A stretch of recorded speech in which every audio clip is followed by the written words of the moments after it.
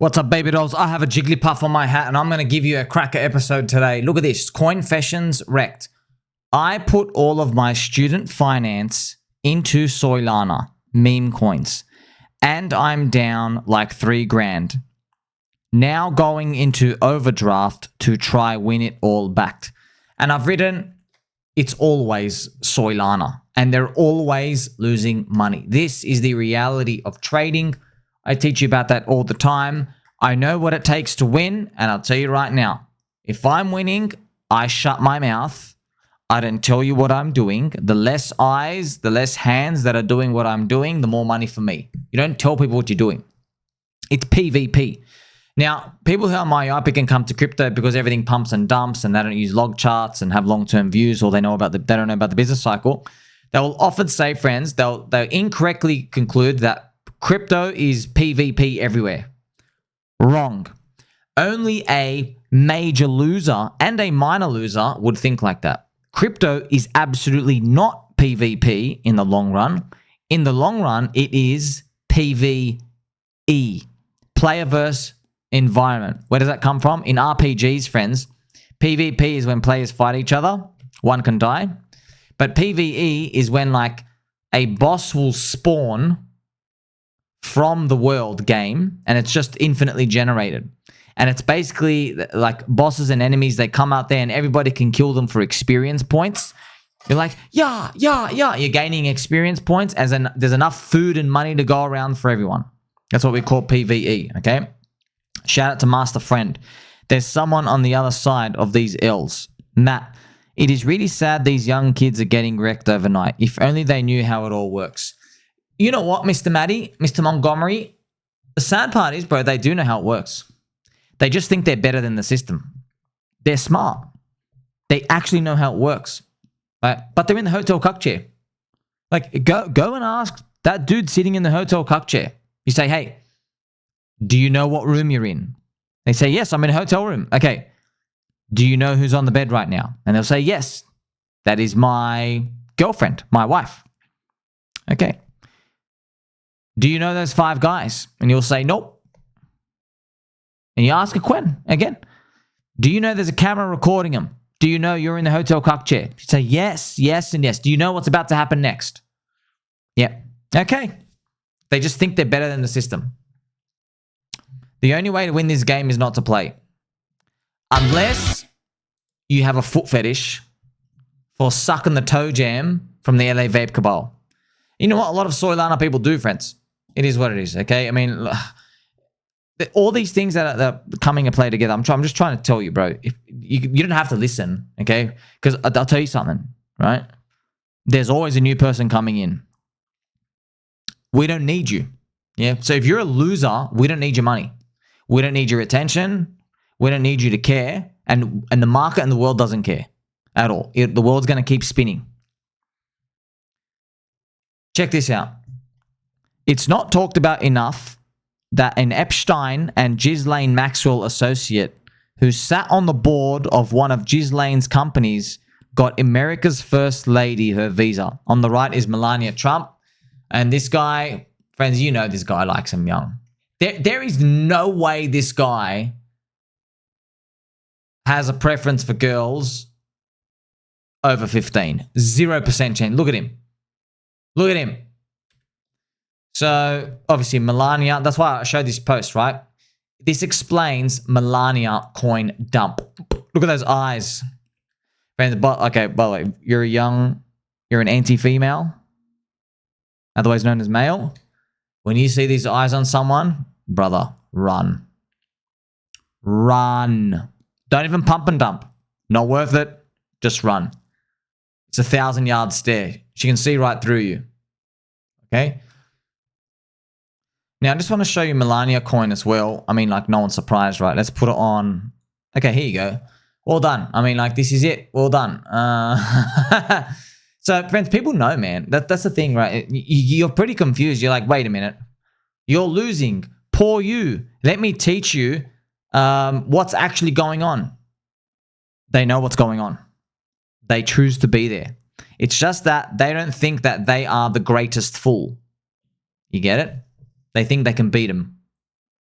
And you know what? Good on him. Someone's going to have to try.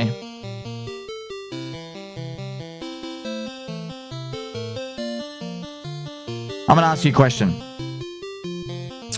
Have you stocked up on Nipple Cream? Purity. Here's a wonderful, wonderful picture for you. Nipple Cream. I put this picture here for you. So, I just want to give you a friendly reminder. This is very friendly and very reminder. If pDAI got to $1, it will ensure that the HEX 15-year stakes expiring in 2034 will have a successful ending. All right? This is pDAI. Could be the world's first ping pong coin. Could also go to zero for a third time. These are the core coins. This is HEX. HEX, one of the first OG cults of crypto. Okay, Bitcoin was actually the first, but what actually basically mainstreamed being into a cult was HEX. Okay, so you do your staking lockups. You don't have to do 15 years. You can do 15 days. All right. If it all works out though, there's big ramifications. pDAI at $1 will literally foot stamp an enormously large and passionate cult onto PulseChain that is forever locked in.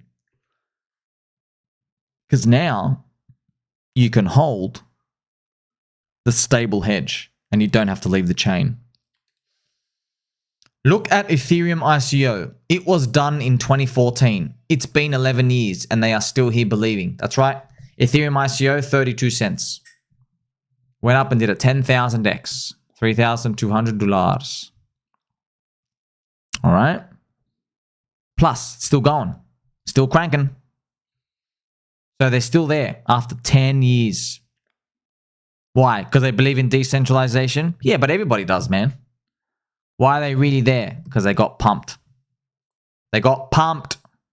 What I'll do now is I'll show you the price pump here. This is where 32 cents is. And look, it goes all the way up. If you want to go down to up to 3,200, there you go. 1,000,000%. So 10,000x. That's 3,200. Obviously, it's higher than that. It's going to keep cranking. I can give you other examples too. Look at XRP. Its ICO was in 2013. The XRP army is still believing.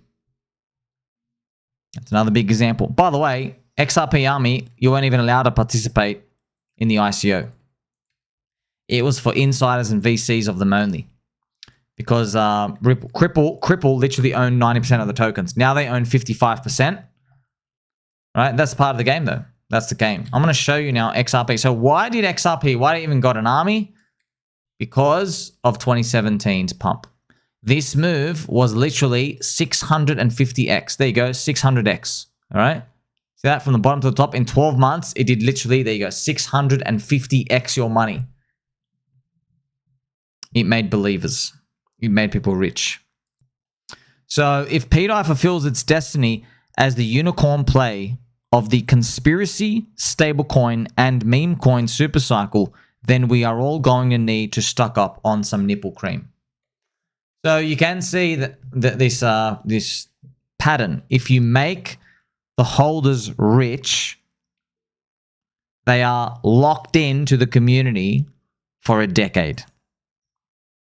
It pays itself in dividends in a big way. That's why, friends, I've even mentioned here, I've made some content on this before, but I think you should know. Richard Hart should do another sacrifice at the top. So we saw PumpFun, friends. They raised $600 million of retail in 2 seconds. They raised like more hundreds of millions before that. So they pretty much raised over $1 billion already. Went below ICO price 25% instantly. So it's better that the FOMO energy gets trapped in a proper cult forming into a neo-religion rather than an extractor, a organization. Basically, it's better to be in a cult who's going to be here forever, locked in, because what happens is money's going to go somewhere, right? The money will buy the top into one of these tokens. It's better for all of them holding to get into PulseChain if Richard Hart does a sacrifice for them. Now they are going to get trapped, but like I said, they're going to buy something. It's better to get trapped at the top of the best neo-religion in crypto, the best cult chain, the one where people are locked in, It is the best. Better the funds in our community than a parasite. You enjoy this Snorlax. You're learning? You are. But you know, friends, not everyone's going to make it. Not everyone's going to make it. That's why we'll play some Pumpy G music. So you remember Joey McMahon. Remember, friends, he got short. He was he smashed Bonk out of the park as leverage play on soy. And then he just got very arrogant. He says, you know what, Ethereum will go on to zero. He shorted Ethereum. He held it under $2,000. And his fund gets blown out 78%. All right. So now he's planning a $1 billion raise for a Solana treasury company. It's interesting, friend. That's why, like I've written here, Solana hotel cuck chair enjoyers are about to give $1 billion to the guy who turbo shorted Ethereum under 2,000 and bragged about it. And nobody is surprised, as they all just got grifted for $1.3 billion in the PumpFun ICO. So one thing I'm absolutely in shock with the market cycles. See, I know, friends, I've seen charts going back 120 years. There's cycles, there's narratives, booms and busts. Every variable gets toggled. Surprises to the downside, surprises to the upside, you name it. And for some reason, there's the secret to market is just positioning. It does not matter what the crowd has learned. There's always a new story with new characters, a new N-word narrative, which makes people say, oh, but it feels so good, man. I'll just see how this one goes. I like this feeling of this news.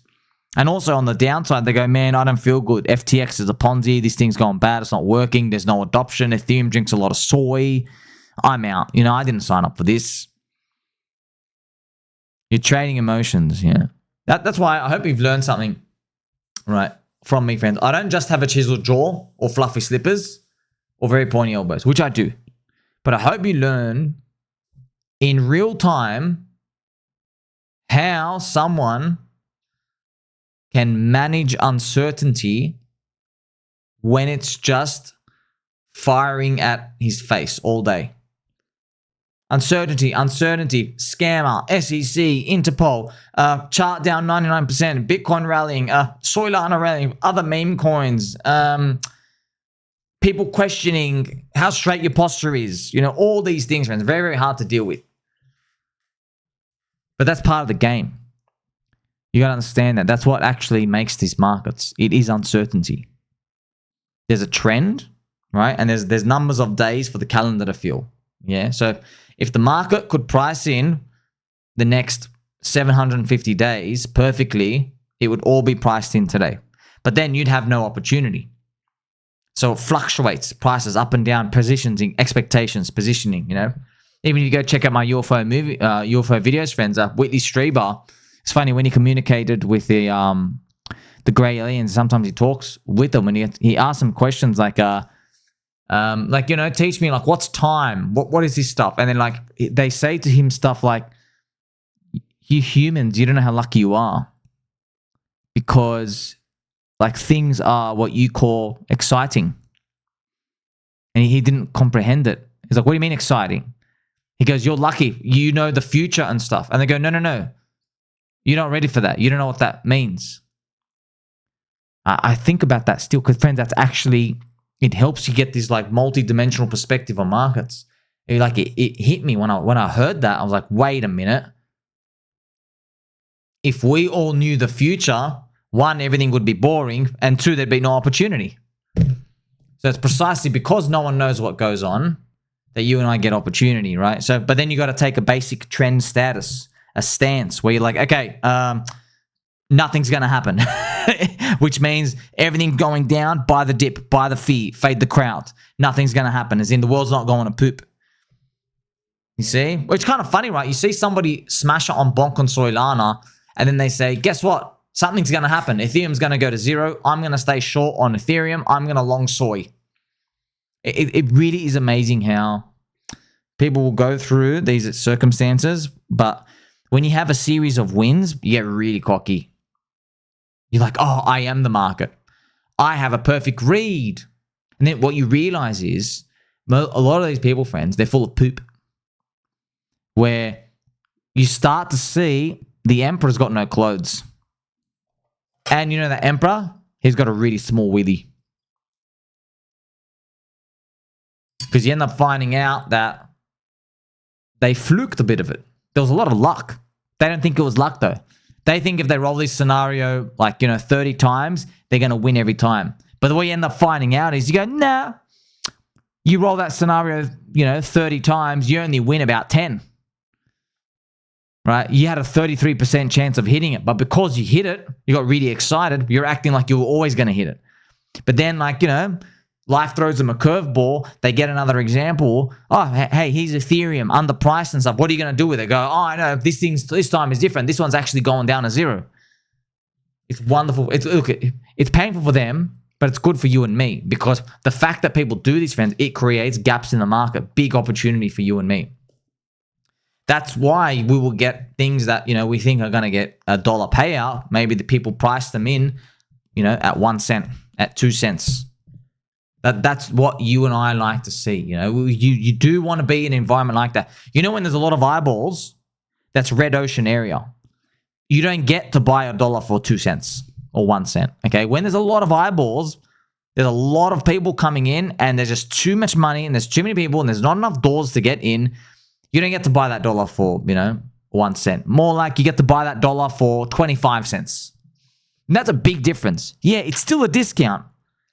But buying the 25 cents one, okay, it's a 4x to the $1 payout. But buying the 1 cent $1 payout instrument, that asymmetric upside, that's 100x, okay? But you got to be willing to swim in the unknown. That's why I do what I do, okay? You're looking for asymmetric upside. Asymmetric upside, it only appears because there's a lot of question marks. And there's only a lot of question marks because not everybody else is looking, which means you and I have to go around looking and mogging all the non-believers. Okay? Now, a lot of this is circumstantial as well. I'll just keep using the PulseChain example. Yeah, you have Richard Hart, you had SEC, corrupt Interpol, corrupt SEC, Hex going down 99%. You know what I mean? Like, a lot of this is just a product of, the story, just how the cycle and stuff plays out. So, that's the whole game. You're just looking for opportunity here. So you've learned a lot, friends. You get to see how all of this plays out. I still believe the best is yet to come. Doesn't mean it's going to be easy, but if we made it this far, how much worse can it get? Like, subscribe, belly button, all. Catch you soon.